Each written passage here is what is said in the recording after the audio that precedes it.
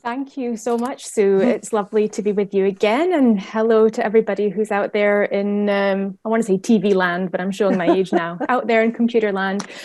So Sue knows that I come on here and I'm rough and ready and I have my little page of notes, but I'm actually going to go off in a completely different direction now that I've heard Nat speak. So you've inspired me, Nat, and the notes are out the window and we're going to talk about something a little bit different before I get to what I was going to say.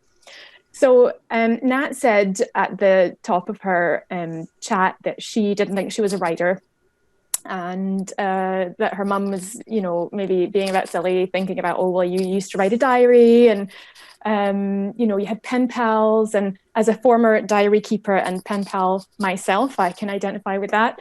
And, Nat was saying that she doesn't really feel like writing a few lines in a blog about being a midwife is writing. But as far as I'm concerned, Nat, and for anybody else out there who's kind of struggling with this, if you are putting words on a page, or even if you're just thinking words and telling stories in your head while you're driving somewhere or you're out for a run or something, or you're dictating little voice notes onto your phone, you are definitely a writer. You are writing things. And I can definitely tell you that 2 books down and now writing my 3rd book, I don't feel like a writer most of the time. It is daunting. I see a lot of students online saying, oh, I have to do this sort of 3,000 word dissertation, or, I have to write this essay that's 1,500 words. So I'm writing an 80,000 word book now about the uterus, small topic, no pressure. And I get up every morning, usually around 6, so I can get some work done before my kids wake up. And I have a strong coffee and I look at the screen and I go, oh my God, I'm not a writer. I'm not even smart. What are these people thinking? I have nothing to say and I don't know how to say it. But I think, right, just start with a line. And if I can get to 1,000 words before somebody's up wanting breakfast, then that's great. If not, didn't happen. It'll hopefully happen another time. And I think it's just really important for everybody out there, no matter which stage you're at, to understand that it's normal to always feel like that. And if you want to write and you are writing or even thinking words, in your head and telling stories, you're a writer. That's it. It's as simple as that. And, I don't think I'll ever believe that I really have anything that exciting to say or a good way of saying it. But I seem to be writing. so my words to you are definitely words of encouragement and support to Nat and everybody out there who feels like maybe what they're doing isn't that significant. So Nat also spoke really movingly about her challenges as a midwife and coming up against some sort of darker times of mental health in her career. And anybody who's read Hard Pushed knows that I've been to a kind of dark place in my work myself.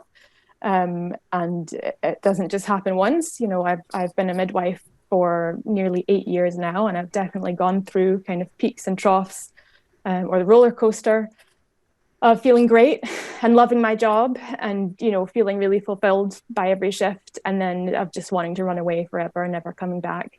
And in a sense, that was part of what inspired me to write Hard Pushed a couple of years ago, because I saw how hard all of my colleagues were working. I saw how skilled our role was and how complex and how challenging. And I saw the toll that it was taking on many of us, not just me.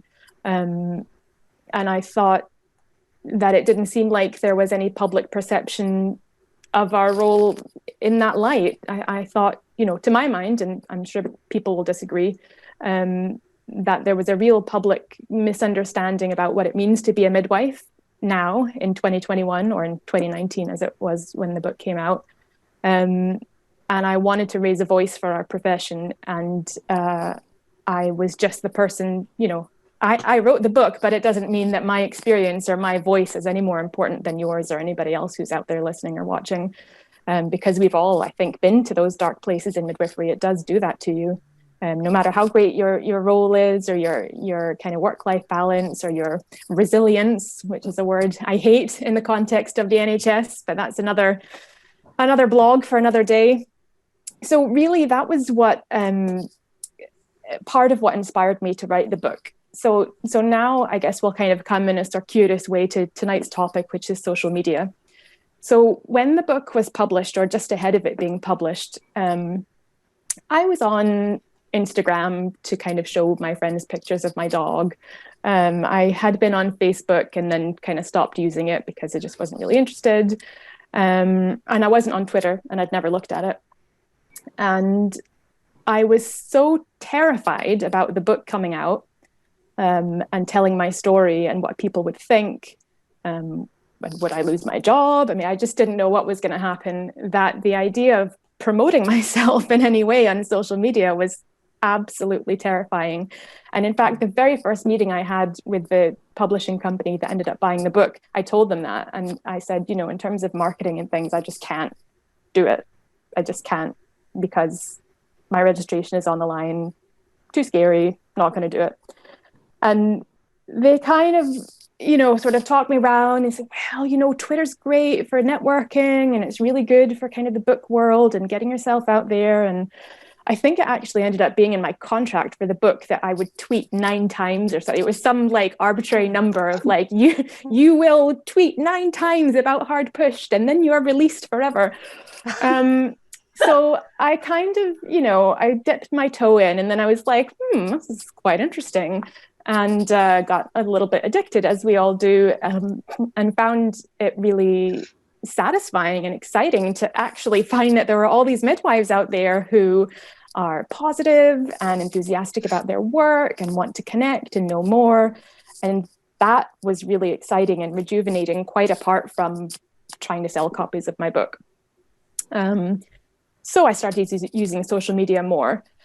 And when the book came out, a really unexpected but nice side effect for me was that lots of student midwives, especially, and midwives as well, got in touch saying that the book had really inspired them and they were excited about joining the profession. And I kind of was like, have you read my book? Because that wasn't really how I felt. But that was wonderful. And lots of students still continue to, you know, message me and support me to this day, for which I'm hugely grateful. So because students are mostly young folk, that relationship really took place largely on social media, and Instagram to a large extent, and then maybe more in a professional capacity on Twitter. And it's been a sort of weird relationship, to be honest. When Sue first asked me to come on tonight and talk about midwifery and social media, I have to say, you know, my first reaction was, of course, I'll do it. But my second reaction was actually, I was a little bit uncomfortable because, I mean, me and social media, well, you know, mistakes, I've made a few, and it's not always a sort of forum where I feel comfortable or supported or safe or positive.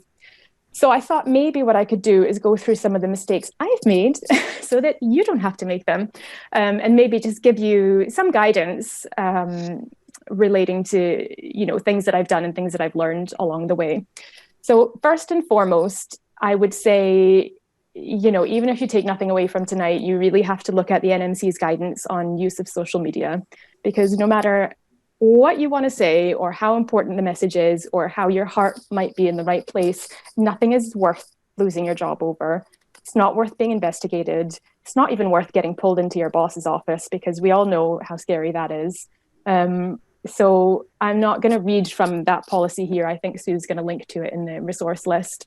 But the gist of it is basically like, don't be an idiot. You know, it's pretty common sense. If you think that something you're saying or the way you're saying it is not great or is going to get you in trouble, you're probably right. So I would say if you are wanting to get involved in social media in a midwife capacity, or even just wondering if the personal stuff you're putting on is appropriate, then definitely have a look at that guidance, because it will keep you right and it is your Bible, and do not stray from it. And then I would say, putting the scary stuff to one side, now that you've decided to be a midwife on social media, I would say, think about what your brand is as a person on social media. And by brand, I don't mean like you're selling yourself or you're an influencer, because I'm really uncomfortable with that term as well. I don't mean like you're going to go online and say, you know, I always use this brand of nappies, or I love this hand cream, although, you know, more power to you if you do. But you want to think about what your values are as a public persona. So are you a student midwife who just wants to give a kind of fun, flirty account of your placement? Or are you a more senior midwife who wants to connect and network with colleagues and learn about new areas of research? Or are you an advocate for a certain sort of less represented group or a group of vulnerable women? Do you have a message of sort of awareness raising? So I think to avoid spreading yourself too thin, it's good to kind of think about what am I actually trying to achieve online? Once you've done that and you've kind of focused in on how you want to present yourself to the world online, I would say think about whether you want to do that just in one account, which is personal and professional altogether, whether it's on Instagram or Twitter, whatever, or whether you actually need a professional account and identity online that's different from your personal one. So I still have my personal one with the pictures of my dog and my breakfast, but I also have my professional one, which is how you all know me, which has very different privacy settings, and I have a very different attitude to what I will say and how I will present myself. And I think for me, setting those boundaries has been really important, and I haven't always done it well, but I've learned the hard way that it is important. So think about privacy-wise, are you happy with anybody being able to see what you've written or tweeted or grammed or whatever? Is that the goal, is to be as widely sort of seen as possible? If so, are you happy with all of your colleagues seeing what you've posted? Are you happy with senior management seeing what you've posted? Do you know how you will respond if somebody questions something that you said or posted online? Or you may be totally comfortable with that, but you really should sort of game out these worst case scenarios in your head, I think, because it will, if you are online for any length of time, it will happen. So think about, your parameters and your boundaries.